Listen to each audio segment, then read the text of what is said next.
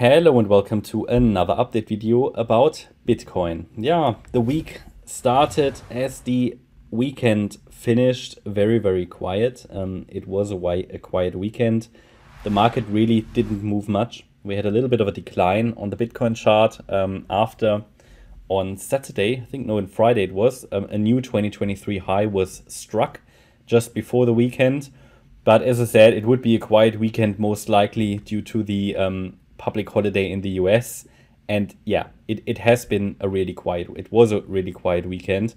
The markets weren't really moving, very quiet. So maybe we get a little bit more action this week, but you need to understand that over the last few weeks, things have started to slow down.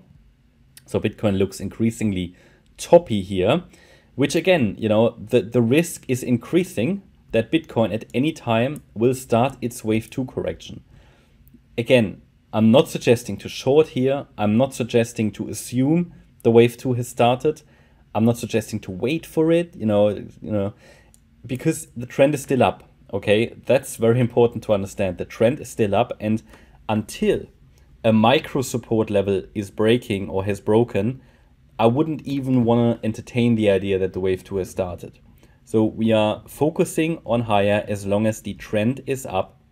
We let the market tell us when with a high likelihood the top is in, and then we can start to track the wave 2 correction.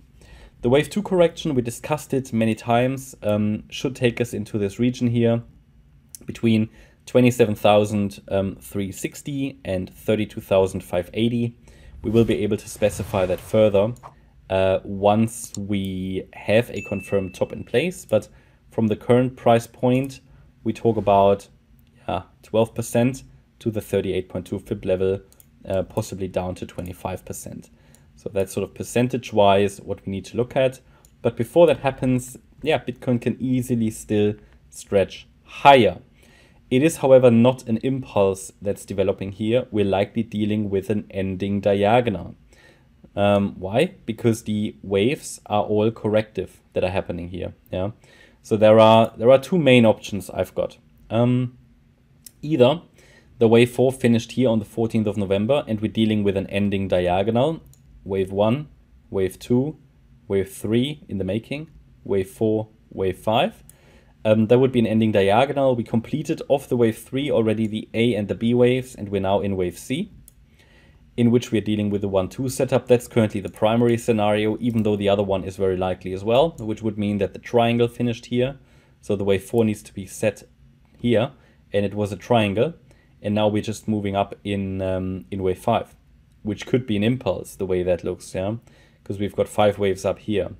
So anyway, but it doesn't make a difference. So I'm tracking it as an impulse anyway from down there, from the 22nd of November low. So again, you can see it's a great example of two counts that give you the same result. For example, the triangle and the ending diagonal. They give you exactly the same result in this particular instance here. Okay, if we zoom in a little bit, then you can see that off this low that was made on the 22nd of November, we had 5 waves up in what I consider a wave 1. And then this is the wave 2. We talked about the wave 2. It was expected. No unexpected move down here on the weekend. Currently looking like an ABC structure. I mean, it can extend, then it might form a WXY. Important to understand are the relevant Fibonacci levels. So as long as we're holding 36,216, Bitcoin should still be able to move into the 42K area. Below that level, this further uptrend will get increasingly unlikely, and it would likely be invalidated below 36,216, and invalidation will then happen with a break below 35,680, which is this B wave low.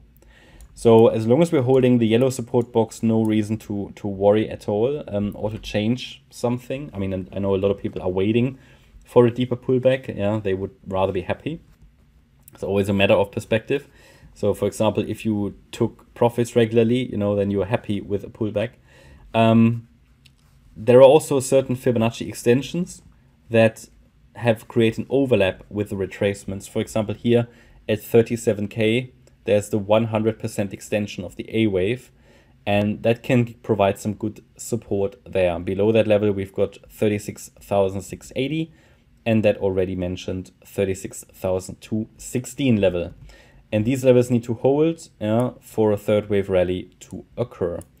Yeah, and not much more to add. I think, well, first evidence that the third wave has started would be a break above the B wave high, and that is located at 37,830. Yeah, that's my update about Bitcoin. I hope you liked the update. If you did, please hit the like button, leave a comment and subscribe. And if you really like the content, then please check out the channel membership. Also, make sure that you follow us on Instagram and Twitter. You can find the links for those in the video description. Thanks a lot for watching. Bye-bye.